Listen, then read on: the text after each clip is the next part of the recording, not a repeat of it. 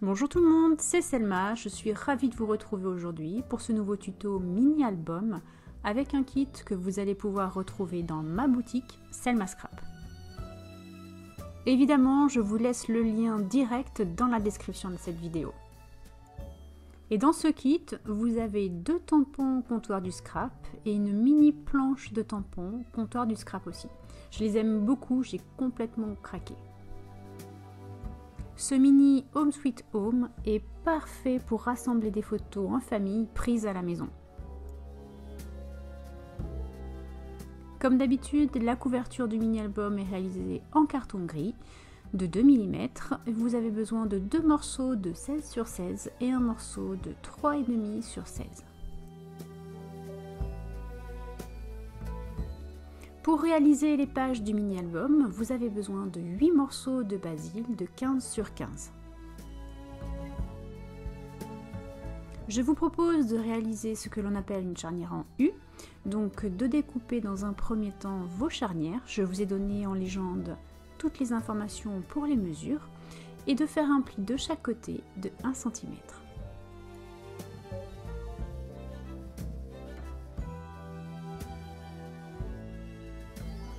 Ce papier se prête parfaitement à l'exercice car il est plutôt raide.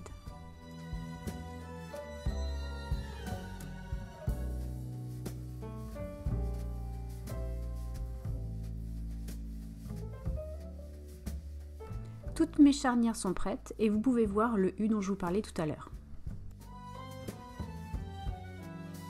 Avec le double face, je vais maintenant venir coller mes pages dans les charnières.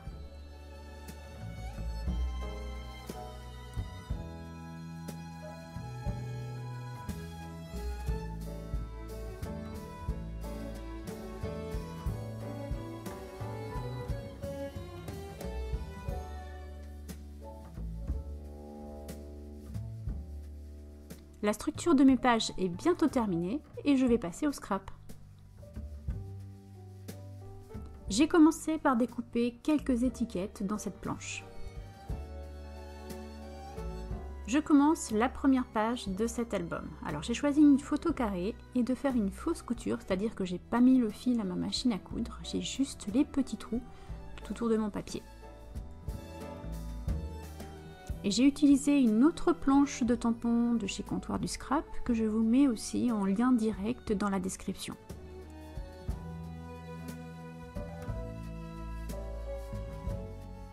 Là, la mini planche fait partie du kit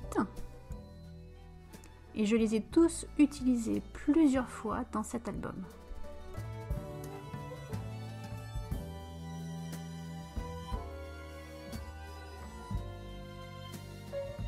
Je passe à une autre page maintenant. Cette fois, j'ai réalisé une véritable couture et je vous montre ma mise en page.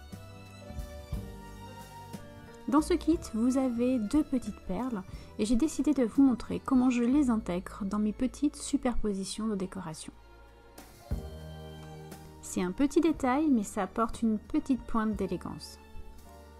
Alors voilà à quoi va ressembler ma mise en page, mais il faut maintenant que je fasse passer mes ficelles dans mon étiquette. Et pour ça, j'utilise un poinçon.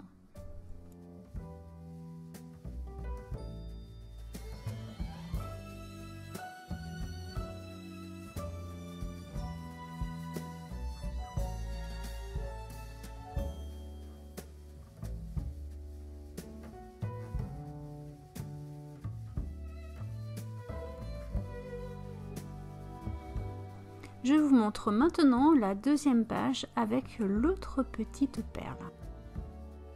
Pour cette mise en page, j'ai réalisé un dépassant en craft que j'ai fait tenir avec une couture machine. J'ai fait passer ma ficelle à l'intérieur de la perle que je vais utiliser à la verticale.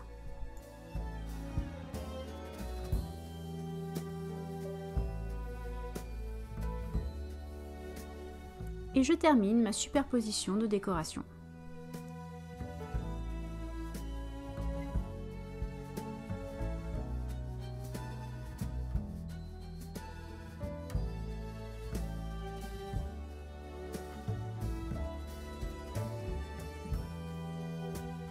Évidemment, je vais tout coller au roller coll et réaliser un léger fond avec quelques tamponnages écriture.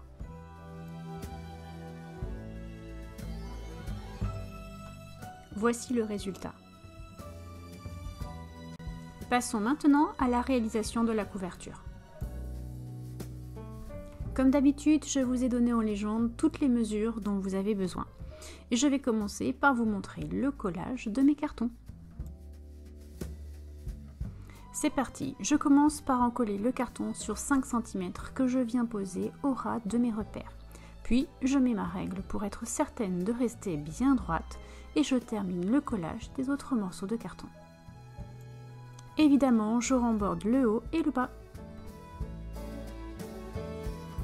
Passons maintenant à la charnière intérieure. Alors comme d'habitude, je procède par étapes. Je commence de la gauche vers la droite et je colle morceau par morceau en marouflant bien dans la charnière. C'est la première fois que j'utilise ce Skivertex et il est plutôt souple et il se colle vraiment bien.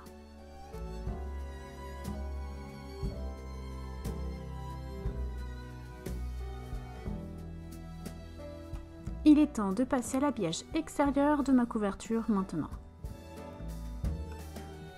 Comme d'habitude, j'en colle le carton sur toute sa superficie et je viens déposer mon papier dessus en laissant une toute petite marge pour la découpe après une fois que tout est bien sec.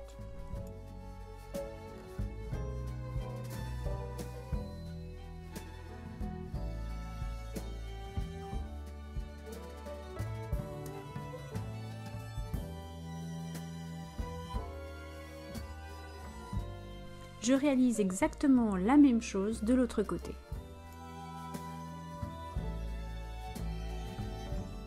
Et comme tout à l'heure, je laisse 2 petits millimètres tout autour pour revenir couper une fois que tout sera bien sec.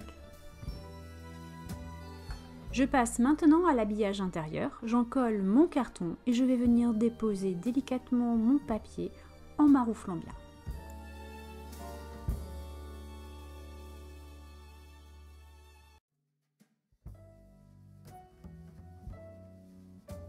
Je fais exactement la même chose de l'autre côté.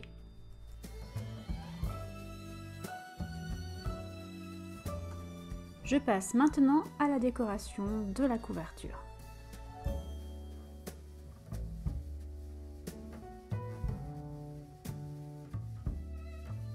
J'ai décidé d'utiliser le tampon Home Sweet Home comme élément central de la décoration de ma couverture.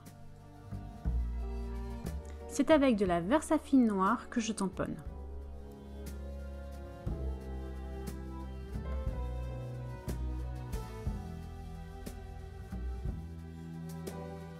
J'utilise aussi la mini planche de tampon de chez Comptoir du Scrap qu'il y a dans ce kit.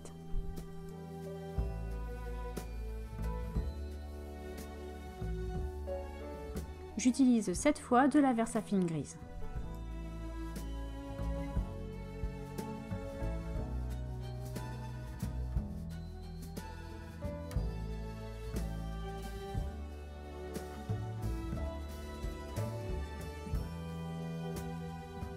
A l'aide de ma supe de coupe, je trace un repère pour coller mon ruban au double face.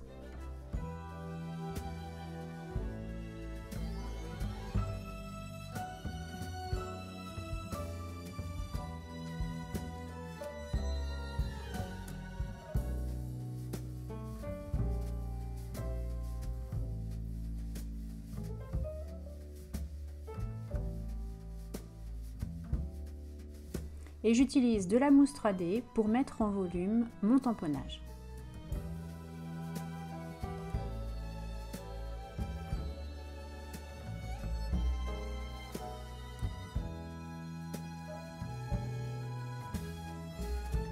J'ai tracé mes repères à 2,5 cm du haut et du bas et à l'aide de la crocodile, je viens percer mes trous.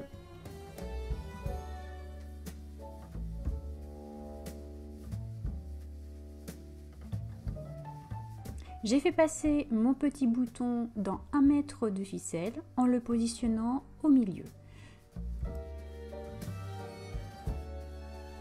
Je passe ma ficelle avec les 2 embouts en même temps dans le trou du bas en premier, puis je passe à l'intérieur et je fais ressortir dans le trou du haut.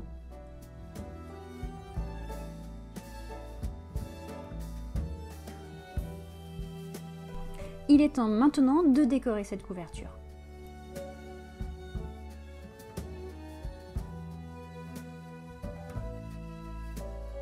Les chipboards hashtag de ce kit sont des exclusifs car ils ont été designés par moi et créés par Saga Post-Scrap. Je pense avoir trouvé la mise en page de la couverture et je vais procéder au collage. Toutes mes pages sont maintenant terminées. Je réalise un trou dans chaque charnière pour pouvoir assembler les pages avec de la ficelle de lin.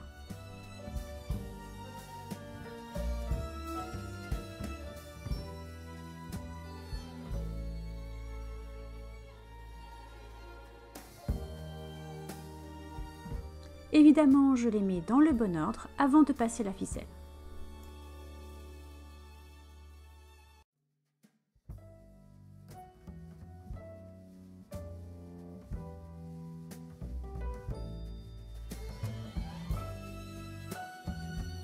Alors c'est pas évident de réaliser un nœud comme ça toute seule, et si à la maison vous avez la chance d'avoir quelqu'un à côté de vous, profitez de son petit doigt pour le faire. Et voilà, toutes mes pages tiennent entre elles.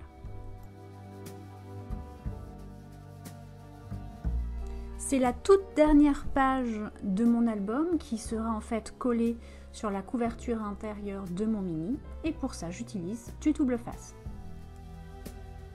Alors vous le savez, dans mes vidéos, j'adore vous poser une question et aujourd'hui, la voici, j'aimerais savoir quelle sorte de photos vous prenez en hiver. Voilà, ce tuto est bientôt terminé, il me reste à vous laisser découvrir l'intégralité de ce mini. Alors si vous avez aimé la vidéo, surtout n'oubliez pas le petit pouce vers le haut. Vous pouvez aussi actionner la cloche des notifications afin de ne rien rater. Vous abonner à ma chaîne si ce n'est pas déjà fait ou me suivre sur les réseaux sociaux. Je vous donne aussi dans la description le lien direct vers ma boutique si vous avez envie d'acheter le kit. Je vous dis à très bientôt et bon scrap!